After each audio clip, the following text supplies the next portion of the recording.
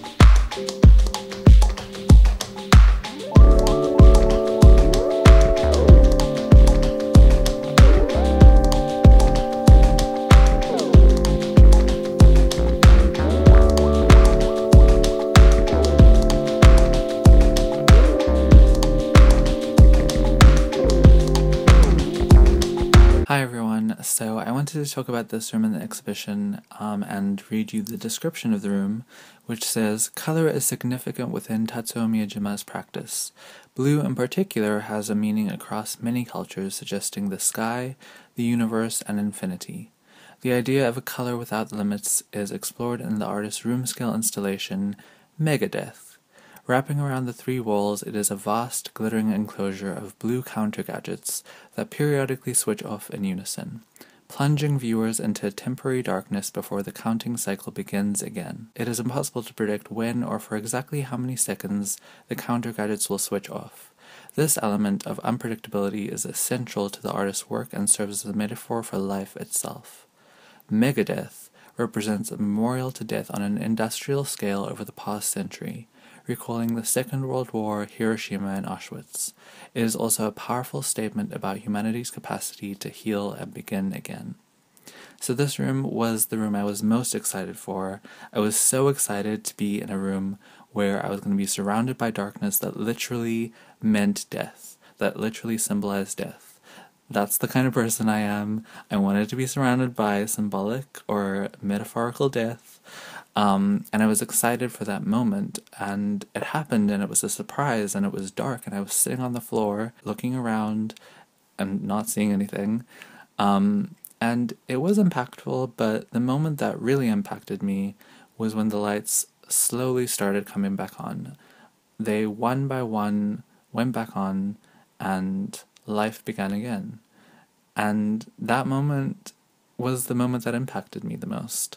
Life was more powerful than death in that moment, and it was more beautiful in that moment, and that surprised me. And so I just wanted to share that with you, and share this exhibition with you, I guess, as well. So, yeah.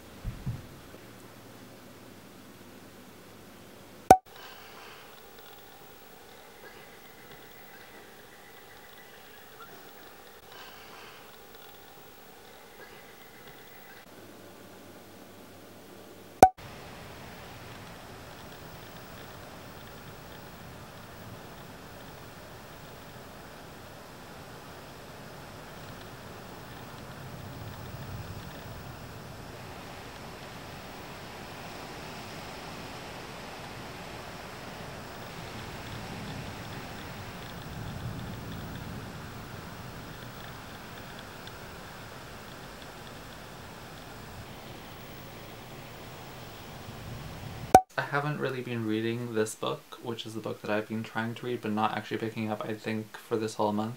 The Annalise by Marie Lu. I'm on page 138, and I'm just not into it. You know, I'm not really liking it. I think I need to get into it more, though, and like read more to get into the story, but I'm not loving it so far.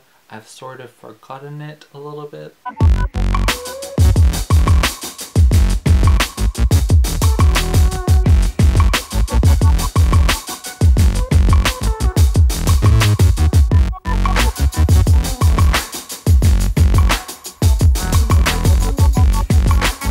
I made more like little pin things, but I haven't put the pin back on this.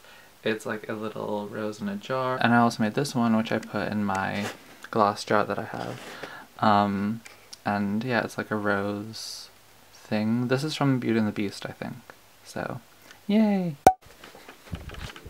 These are my first ever dungarees or overalls, and I'm so excited because, like, this is gonna be the look now. You know, like, this is gonna be, like, what it's about. I have just been, like, wanting dungarees for such a long time, and I wonder if you can see them better. I've been wanting them for such a long time, and now I finally have them. And also, I just was not reading.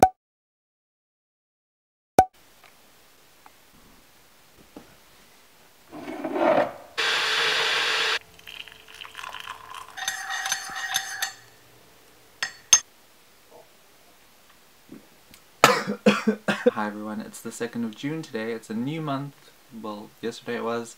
And I am doing a vlog this month, a monthly wrap-up vlog. I haven't done one of these in such a long time. I have tried to film them, and I'm not sure if I'm going to include some clips before this. I might, but I've tried to like film stuff, and I've just not been reading very regularly and not been filming very much, and so here we are.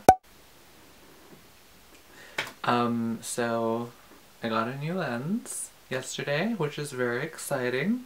You can't really see all of me in it, but that's okay. I can, like, you know, go back. I'll have to refocus though. But like, you know, look at that. Look at that. Look at that. That's what I want. You know, that blurred, just, you can't really, like, look at this.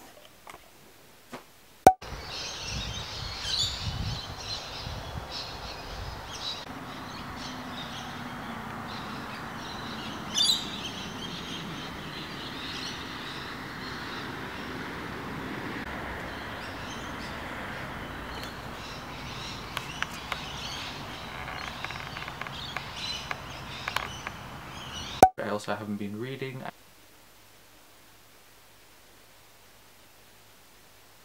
I like editing, it's fun, but no one likes when your technology does not work and refuses to cooperate with you.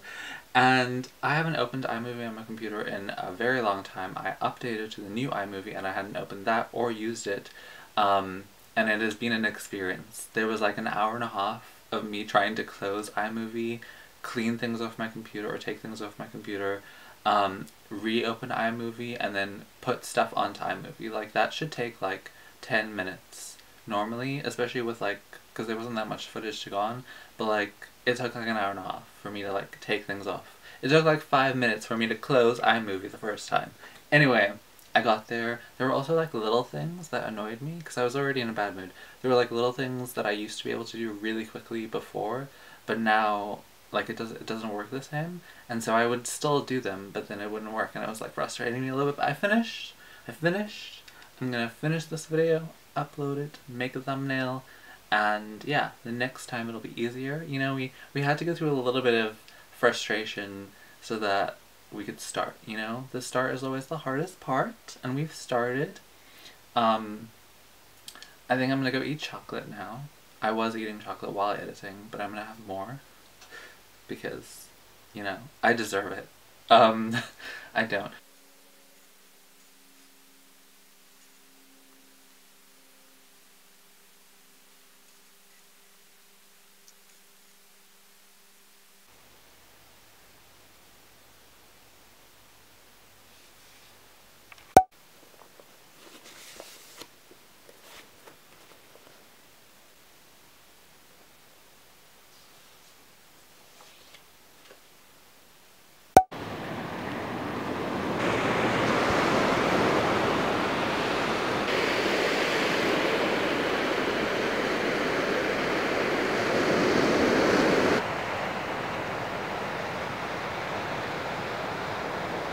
Hey guys, what's up?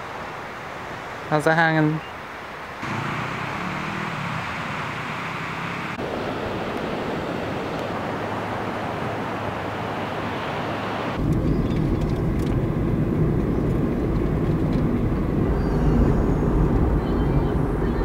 So I'm filming this on a reflection on a mirror because this lens is too close and I don't feel like changing it.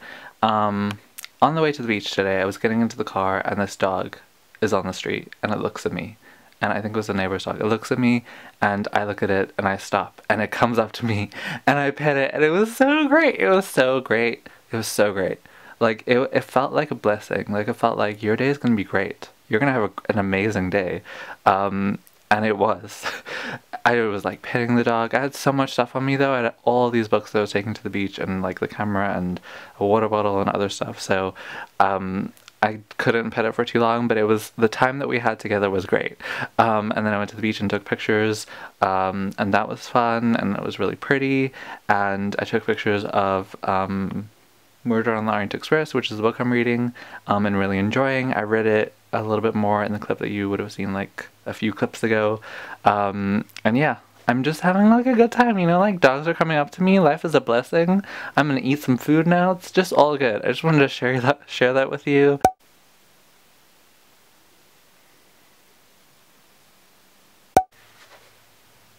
So, hello. I've been trying to take a picture for like the last 2 hours and been unsuccessful. It's too bright, isn't it? Hey!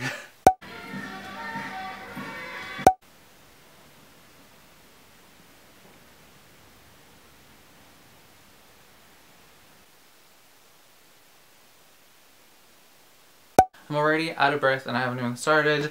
I finished Murder on the Orient Express by Agatha Christie. I loved it so much. This is the first Agatha Christie book that I've read. This is the first book I've read in a very long time. I included all the like little random clips of me like saying, I haven't picked up a book in a while. And then I picked up a book and I read it and I loved it. I loved the, like everything came together really, really well. There were so many different like things happening, so many different characters, and so many different suspicious, mysterious things that characters had said or done, or that the detective had picked up on.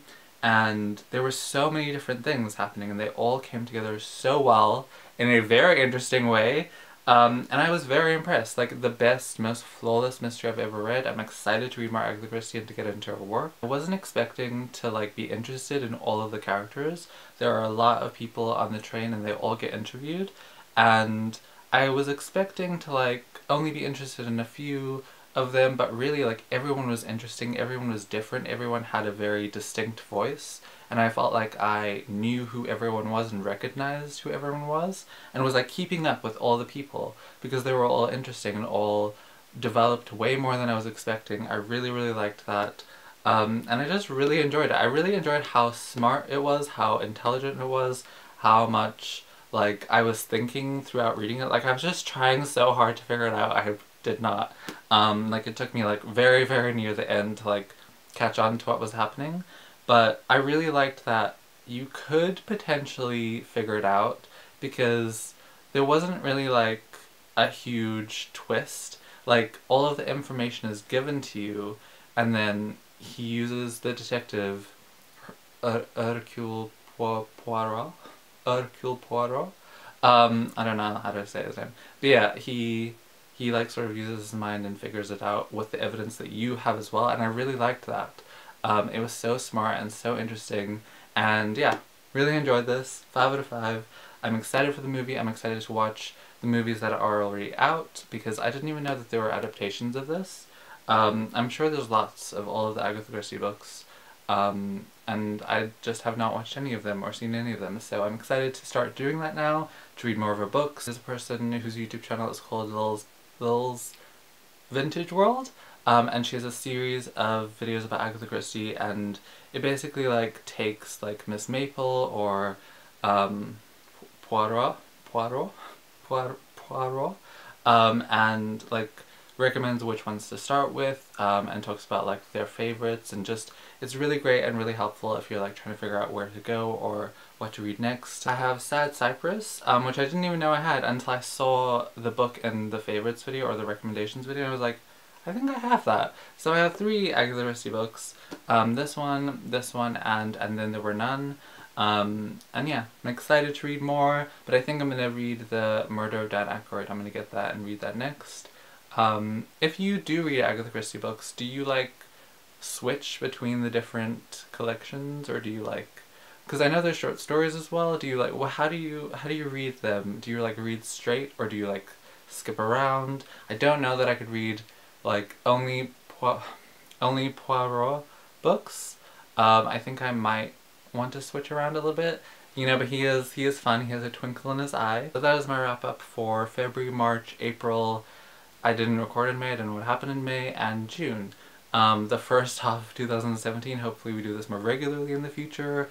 Hopefully I read more in the future. The next book that I'm going to pick up is They All Die at the End. The book by Adam Silvera that I showed in this video that I got from NetGalley. I'm so tempted to say Netflix. That I got from NetGalley, which I was so surprised to actually get approved for. But I'm excited to read that. And yeah, I hope you enjoyed this. I will see you very soon. Bye.